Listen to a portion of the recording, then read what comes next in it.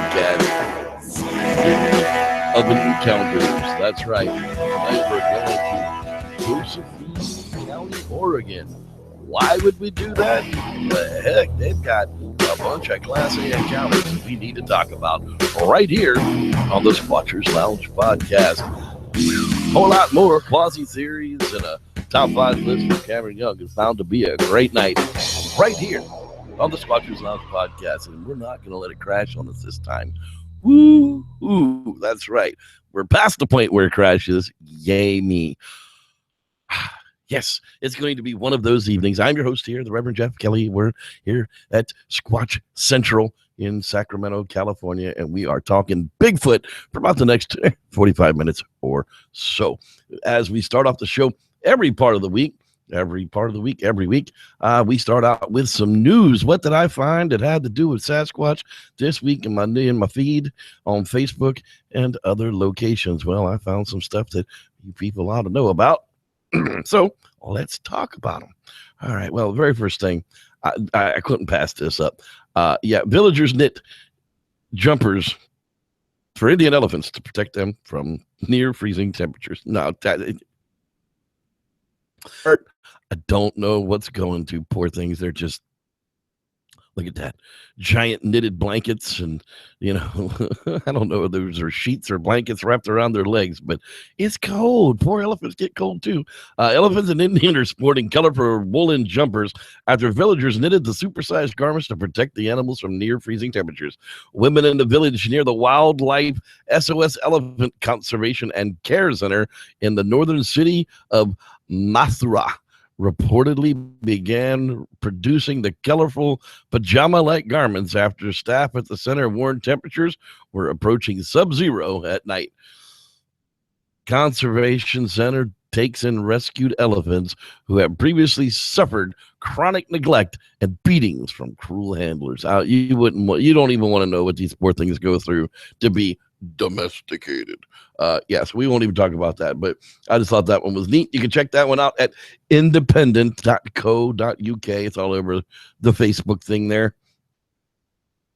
Bloody disgusting. That's right. Do you want to win a severed Bigfoot arms from the movie Hunting Grounds, also known as Valley of the Sasquatch? Arriving on video on demand is February 7th from Uncorked Entertainment is Hunting Grounds. Writer-director John Petronova's acclaimed film sees a fractured family forced to go up against an angry clan of Bigfoot. Stars Miles Joris. God, I can't pronounce that name. I'm sorry, dude. Payer Raphaelite, you've probably had that problem your whole life. Jason Vale, David Sacido, and D'Angelo Midi, and Emmy winner Bill Auberge Jr. Wow, an Emmy winner. Emmy winner. Yeah, I was right. Hunting Grounds is a story of a father and son forced to move to an old cabin in the woods after a devastating tragedy who unearthed a tribe of Sasquatch. So it is out there on video on demand. You can check it out. But apparently it doesn't say anything about, yes, this is the entry form for the win the severed arm. So I'll post this on the in the Squatchers Lounge directly after the show, facebook.com/groups/S Lounge, and you can click the link and get your chance to also win the severed arm of a Sasquatch. I love the movie. I'm going to watch it again probably for our other show here coming up soon. All right, bloody-disgusting.com. I don't think it was that disgusting. The Discovery Channel, or let's see here, evenbright.com. That's a strange clip at the top of this. I want the Meldrum. Dr.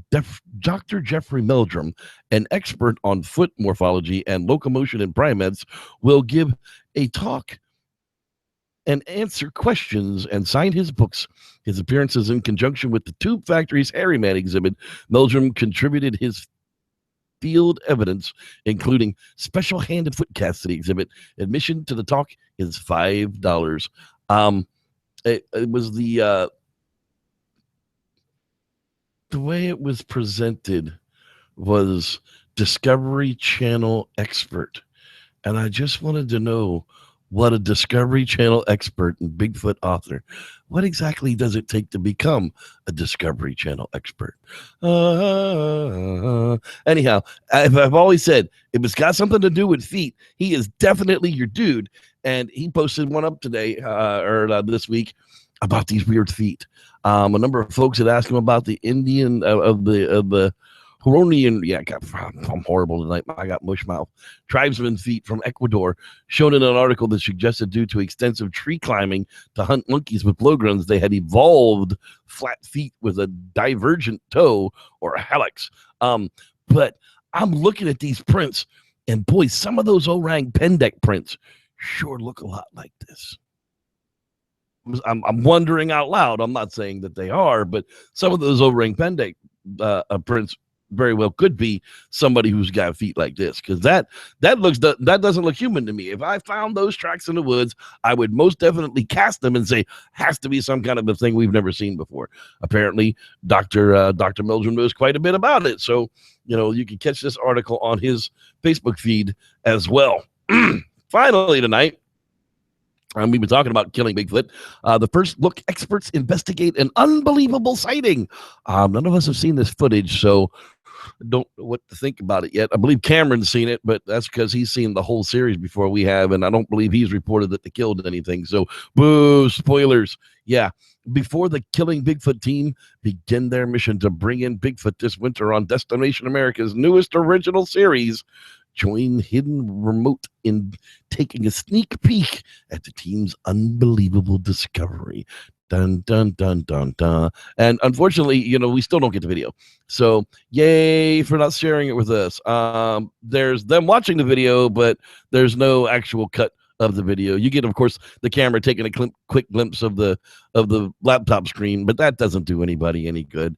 If you've got some evidence, let's put it out there. Let's let some people look at it. Maybe people can get behind you. It'll definitely get you some funding.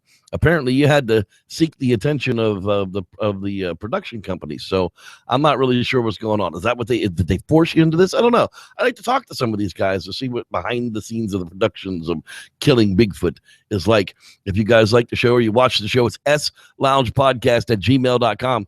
Send me an email. Find me on Facebook. Send me a message. I'd love to talk to any of you guys. And that, my friends, is the news. Wow, that went awfully quick. See, YouTube in their all-knowing and loving manner has decided that they're just going to go ahead and do away with 90% of the tools that the podcasters use.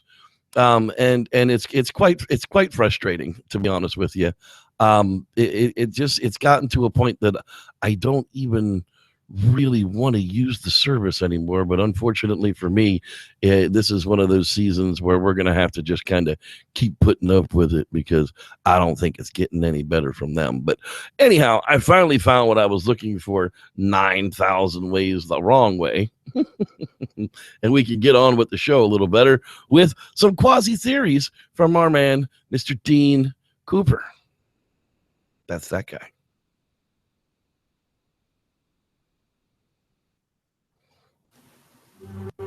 And now, Quasi Theories from a Quasi Scientist with your host, Dean Cooper. Get my drift?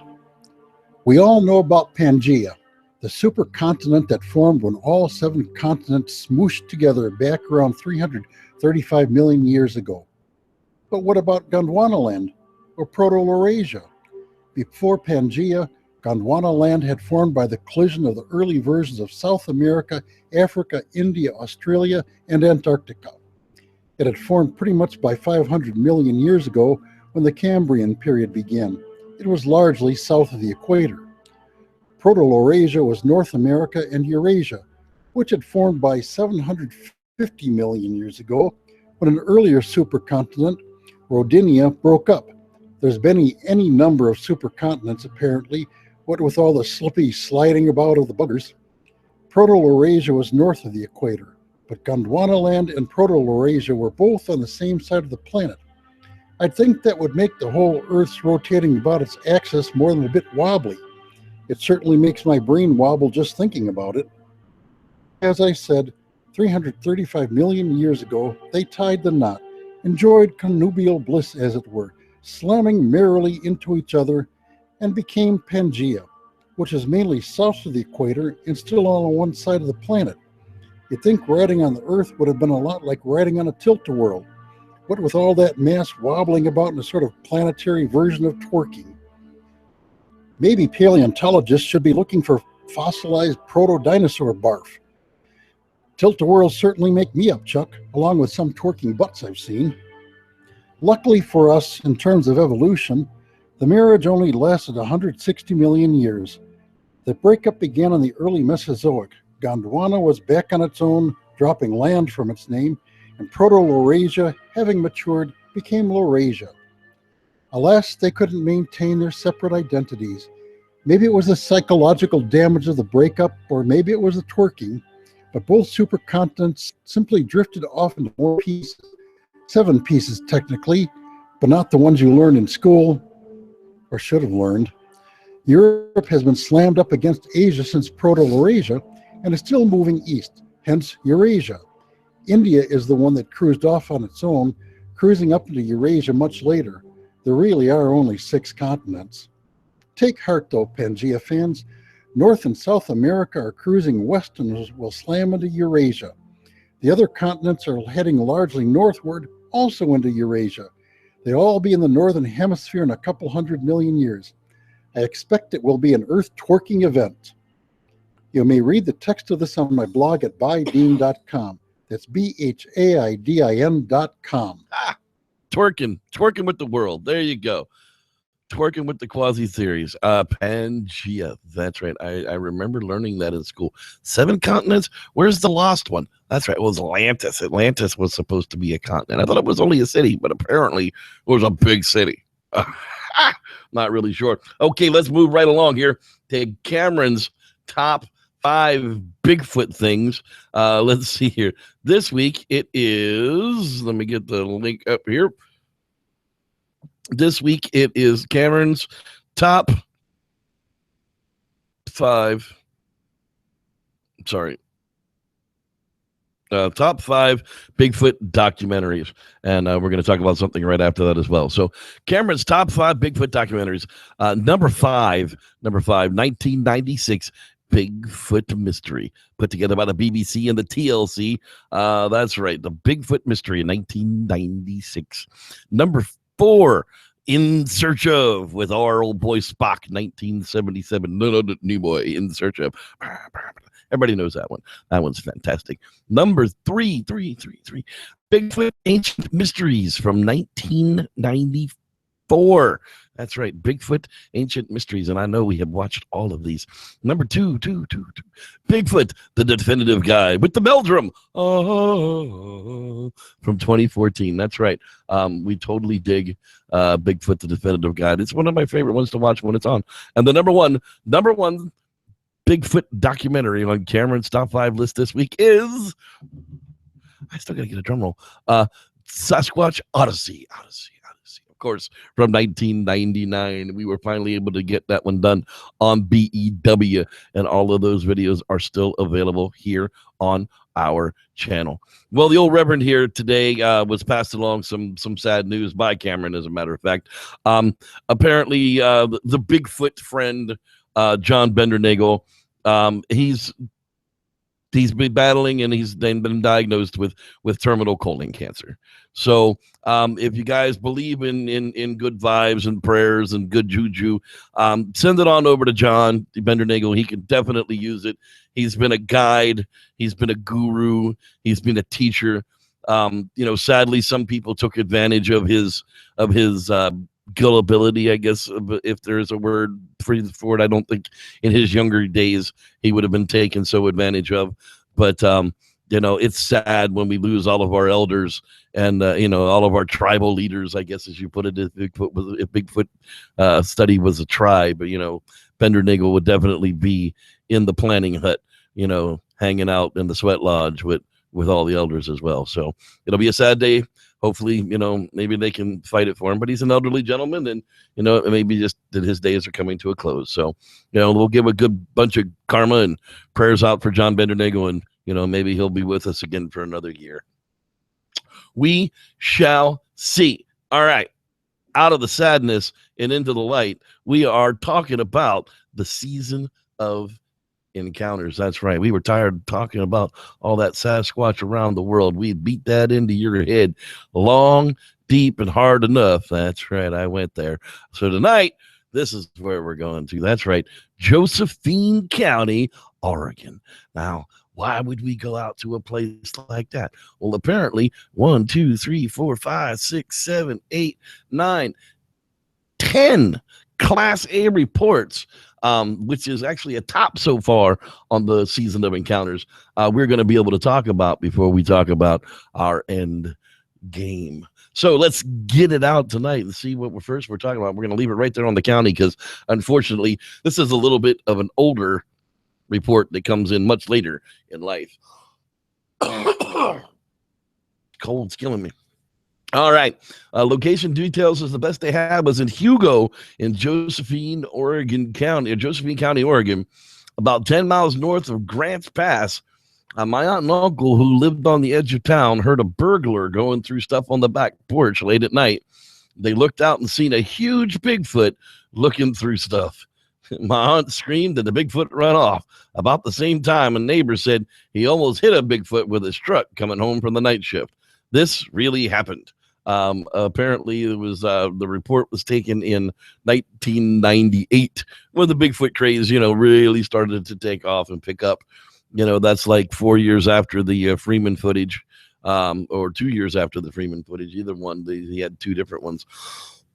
So people were bringing out the reports, and the BFR was definitely collecting them. So that's the first one that we were going to talk about tonight. Let's see here. Number 2 comes to us also from Josephine County, and it's on Whiskey Peak in the town of Applegate. And let's see if we can't locate where that is for you guys a little bit closer than just Josephine County. Sometimes they'll let us do this and sometimes they won't, but tonight we're going to find out one way or the other. All right, let's see here.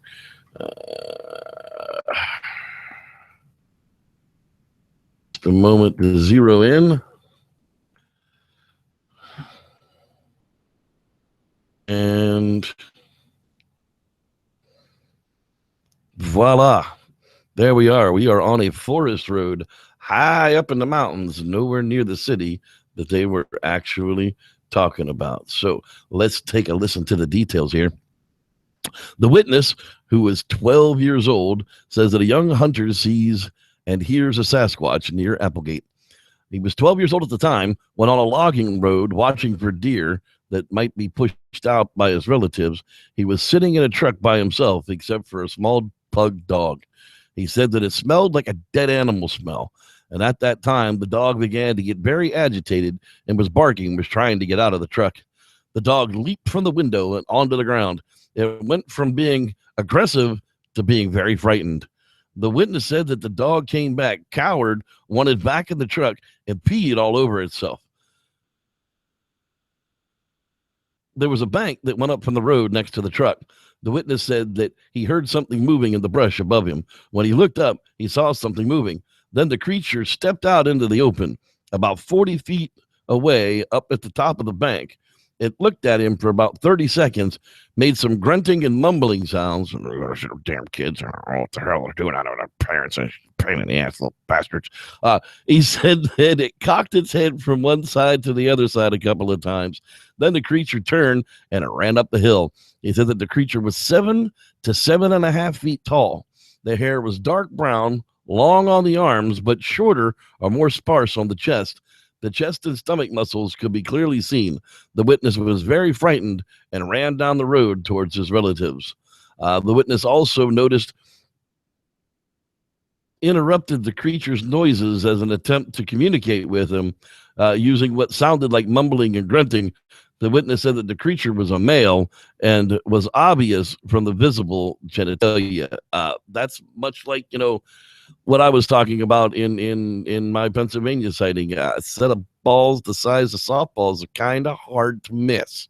I definitely don't think that you're going to sew a pair of nuts on your Bigfoot suit. Apparently, this was followed up by a couple of Bigfoot BFRO investigators, and they say that that it's like a normal type of Bigfoot witness. The report was taken again 2008, but the year of the report was 1975. So, we'll see. Let's move right along and check out the next one.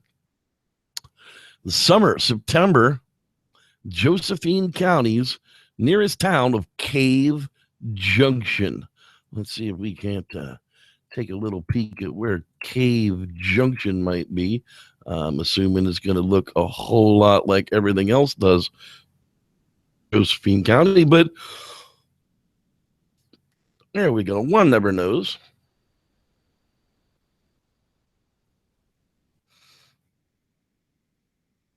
All right.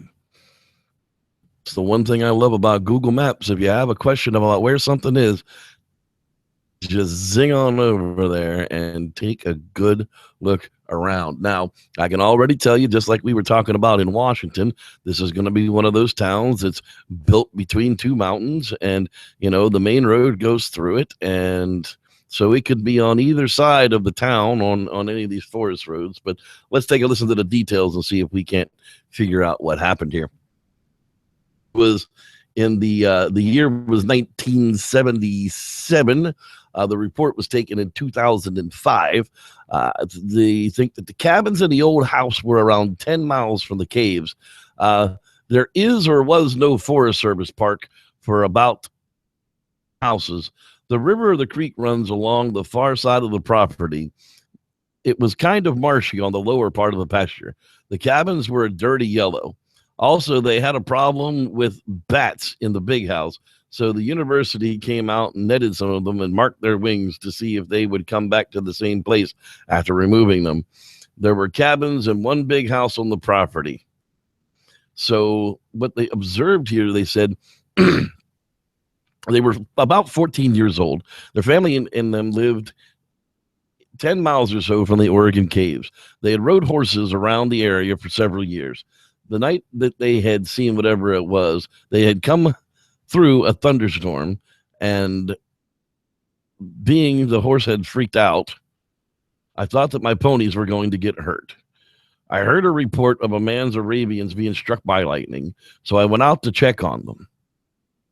I'd take a lie detector test on this. On the right-hand side of our pasture, the river ran along the side of the hot wire, and on the right side of the pasture,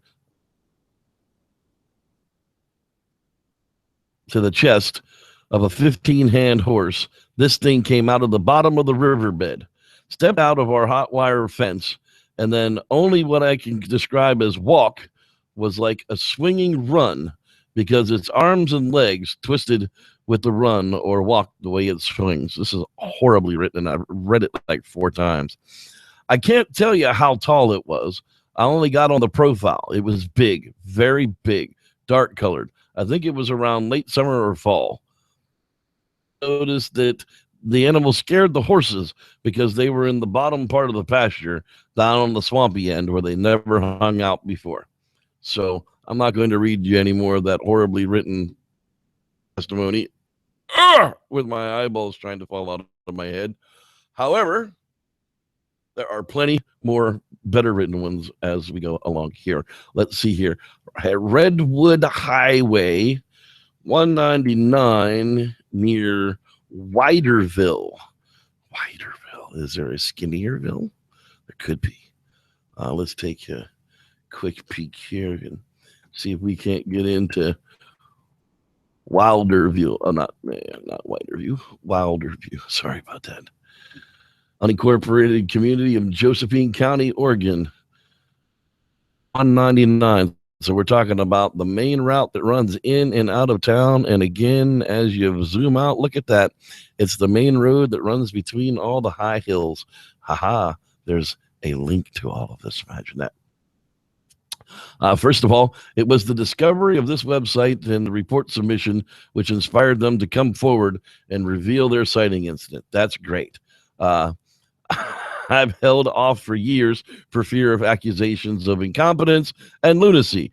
Yeah, you're probably crazy, but the rest of us are too. After all, who doesn't poke fun at the freaks who tell UFO and Bigfoot? I totally agree with you. I've only been doing it for 5 years now. Second, I confidently say that this sighting is absolutely true, and I will continue to have vivid memories of it my life. So, he says he was completing a research paper for a college class at the kitchen table.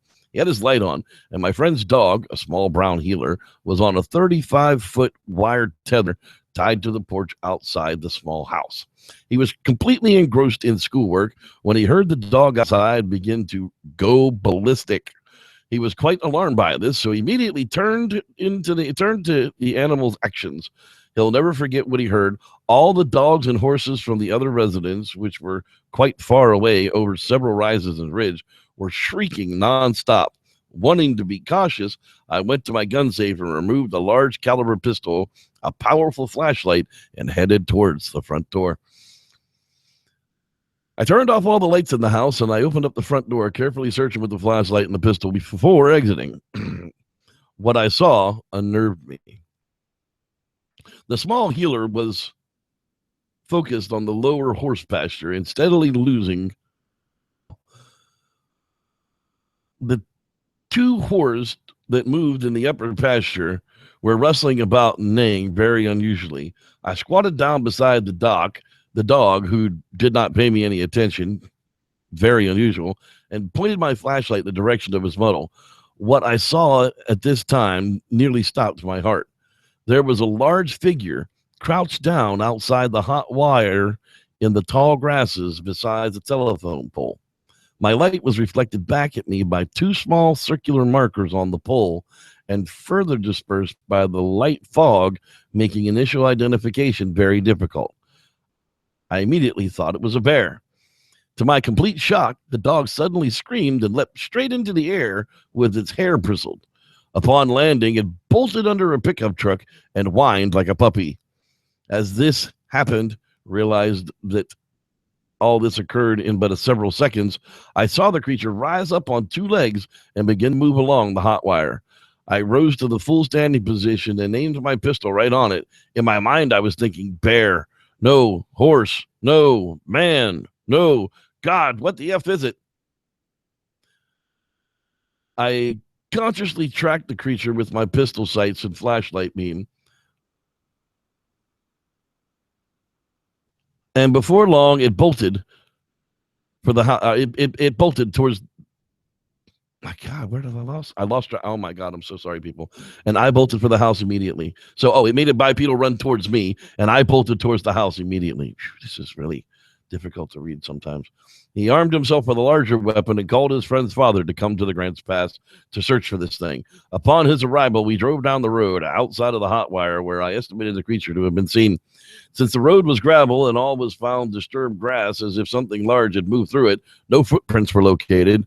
For the remainder of the night and into the next morning, all the animals in the small community near Wilderville, Oregon, were restless and noisy, the little heeler being the worst off to calm down for a whole day.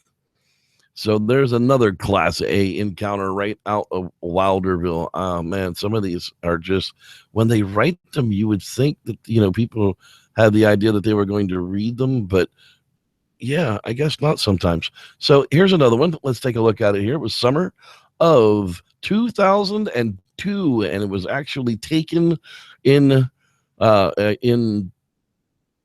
was taken at the same time. So we're not talking about a report that came in several decades after it was given to us. And they're actually telling us it was right near the town of Grants Pass. Now, there's a reason that name should sound, that town should sound familiar to you. There's old Grants Pass in Josephine County. We can get us zoomed in there a little bit. Look at that. It's the road that comes right through the mountains. Wow. Yeah. So let's take a listen at what they observed on their sighting as well. He's 16 years of age and it's 4:27, about an hour and a half ago. So wow, this was given like right when it happened. I was mowing a friend of the family's lawn and kept noticing these rocks being thrown at me. So I thought the weed eater was hitting the rocks, and I didn't think much of it. Well, about 2 minutes later, I could smell this awful BO smell and thinking I must have really bad BO. So I checked and I couldn't smell anything. And the rocks started to come back at me again. But this time I could hear laughter, but like a retarded person. So I kept looking around to see if anyone was around messing with me. So I just kept mowing and smelling that awful smell, and the rocks started being thrown at me again. And I looked over into the woods and trees and saw this huge creature behind the tree, and my hair went straight up on end, and I ran like a bat out of hell. When I got to the door, I looked back, and it was running through the trees. It was running through the trees and the bushes, and they were moving so fast, like in Jurassic Park. All I know it wasn't the bear, and it was too tall, and no bear can run as fast on two legs if they can run on two legs at all. It was about 8 to 9 foot. He was the only observer in this. They did follow up the report with it, and it's definitely an area that could have had a Sasquatch. Absolutely. Why not? There's actually quite a few more of these. Let's see if we can get through some more of them. Some of them are really, really long. Some of them are not. Some of them we're going to skip right over because they're horribly written. There we go. Here's another one of the nearest towns of Grants Pass, which we're in the same area here. I nearly moved into this house in the May of 2004.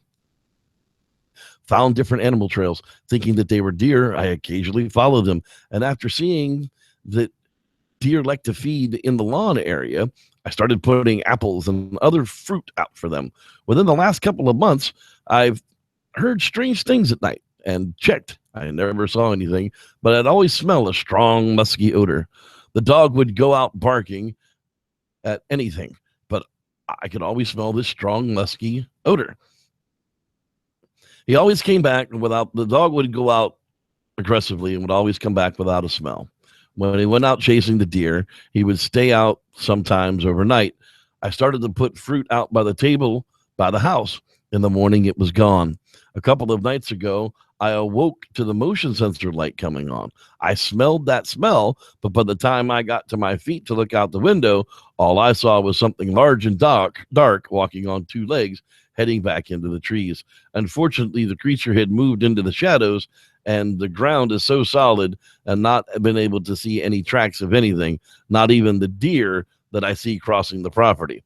I smell him almost nightly and continue to try and get a better look at him. Honestly, tell if it was a Bigfoot or a man, but from where I saw him, he was walking past a pool trailer that stood between his shoulders, and the top of it was 5'5", which made him at least 7 feet tall. One last thing, when I first moved here, I had chickens, and each night, one or two would end up missing. There were never any feathers, and we never lost anything else. Whoever took them carried them off. A coyote, a raccoon, a skunk, etc. would kill it at the site, and there would have been feathers. I never did find anything, not even near the house.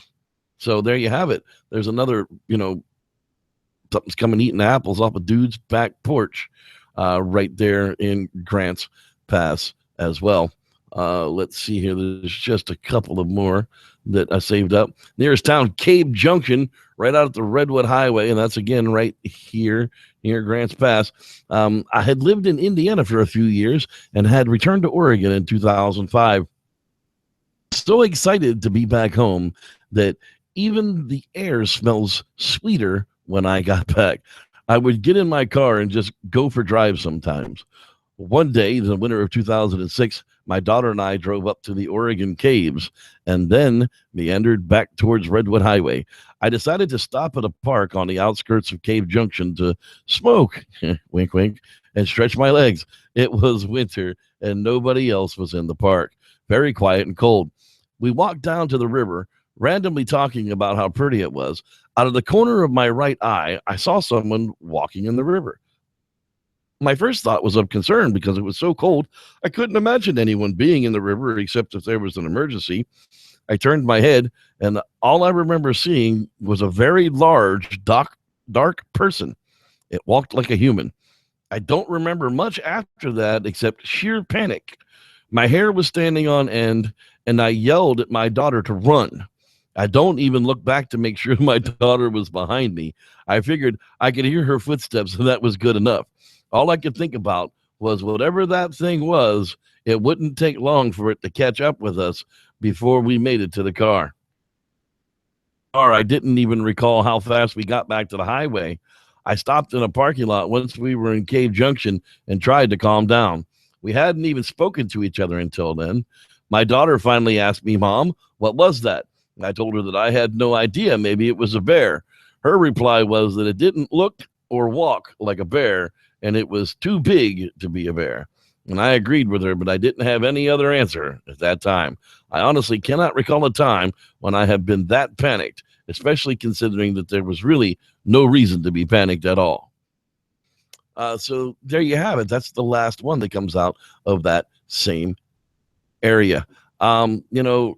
It's one of those types of places. Josephine County, in Oregon, is a squatchy place. There's lots of these types of encounters. People seeing them crossing trails, people seeing them out in the logging roads. But there's another reason that Grants Pass is famous, and that the home of the Woo Squatch. The Messiah is that the term he likes to be called? I'm not really sure. It's the home of Dr. Johnson. Is Grants Pass. And that was the thing that allowed him to get started into the Bigfoot world at all. Hey, Dr. Johnson, you do your thing, man. If you want to go out there and chase Woo Squatch through invisible portals with little midget demon squatches guarding the portals, go ahead and do that. But can you do us Bigfooters a favor and stop calling it Bigfoot? Apparently you're looking for something other than what we're looking for. We're looking for this biological ape type creature that's been here probably longer than humans have. And you're looking for this interdimensional thing that breaks the laws of physics, gravity, and every other thing that you can think of. I mean, they appear in your bedroom and as little twinkles of light and imprint memory in your head to share with all of the squatchers, but now they have to buy your book. I've called it before. I've guessed at it. I've gestured at it a few times, but I'm going to say it again. There's a cult here in Bigfoot, in the Bigfoot community, and please be careful. It's like Scientology. There's a educated doctor at the lead of this cult, and if you have any friends or family that are really wrapped up in this type of thing, you really might want to tap them on the shoulder and sit down and have an adult conversation with them, because it's fantasy land, people, and pretty soon it's going to be money time. And just like those old people who go broke sending a whole bunch of money to these preachers on TV, that's going to be his next game. If the Bigfoot really were God, they really had a message for you, they would tell everybody. They wouldn't just tell one guy. Okay? Jesus told everybody. Jesus wanted the word passed around to everybody he could see. They don't just hold it for one dude. That's not how any of that works. So we've called it before. He's going to become the Bigfoot Messiah. I'm telling you here again, and I'm going to say it on the air. It's my opinion that in the end, it will be about, you must buy the book to get the message. And that's exactly where Scientology started out. And those crazy ass people think that they're buying a piece of an alien that came here millions of years ago and was blown up in volcanoes. And that if us regular people ever found out about it, we would die. Well, I know about it and didn't die. So any Scientologists that are out there worrying about Xenon, okay, I ain't die. So tell everybody about Xenon, and then we'll tell you whether you should be part of that or not. Anyhow, that's going to wrap it up for this edition of the Squatchers Lounge podcast. I'm going to get the hell off my soapbox tonight and go hang out with some of my friends and see what's going on. You guys should stick around definitely, because I'm going to post a link to the Hangout here in just a few moments. But I want to thank everybody who shout out there in Hangout land. Let's see who stayed till the end of the show tonight. There was Miss Starshine hanging out with us tonight. God, get all over my damn microphone again. Dave Jackson, man, glad you could join us, buddy. I'm hoping you're feeling better. Hope your dad's feeling better. Mr. Dave Cooper, our quasi scientist. That's right. That's now batting third base, our center fielder, Mr. Kurt Here's. Hey, there's Lance Windsor stopping in, the man with 5 Facebook accounts. That's right. I wished all of them happy birthday the other day, too. That was kind of funny. Let's see here. Who else was floating around out there? The Life and Times of JCM. There's Jem and Moore checking in with us. They're Kenny Railing. How you doing, man? Glad you could come hang out with us as well. Cameron Young, that's right, our top 5 guy, our historian and researcher. Glad you're hanging out there and chatting with the people. Mr. James the Grower, how you doing, pal? I'm glad you're out there hanging out as well. Blake Moran, that's right. He could be but that's a podcast announcer name if I ever heard one. I can make it into one anyhow. And Mr. Rod Dupree, that's right, he's in the place to be. And of course, Mr. California Pickin', that's right, they're picking antiques. If you got any questions, hit up California Pickin', he can probably find it for you. Mr. Don Rife, I see you finally found the second show over here. I appreciate that as well. Mutation Designs, they're hanging out here all the way to the end of the show tonight. I appreciate that because God knows, man, some things just crash, but I know how to avoid it now. I figured out the secret.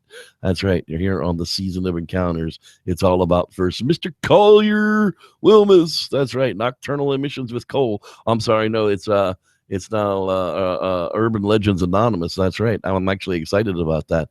That should be a whole lot of fun. I think that's it. Pretty sure if you guys didn't say hi in the chat room, I can't say hi to you when it comes to shout outs in the live. Mr. Freshy 3 snuck it in on me. There's another one. Mr. Robert Satter. They thought they were going to get away with not saying hi, but they wanted to hear their name on the lounge too. So hallelujah. Glad you guys could join us as well. Thanks so much for being here on the Squatchers Lounge podcast for season 5, the Season of Encounters. Where will we go next time? You never know. Tune in and find out. Thanks, everybody, for watching. You ain't got to go home, but you got to get the hell up out of here. May the Squatch be with you.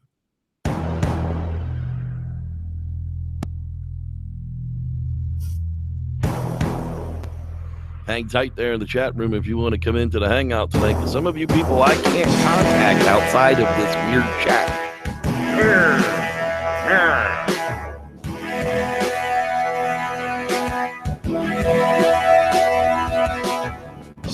Josephine County, Oregon.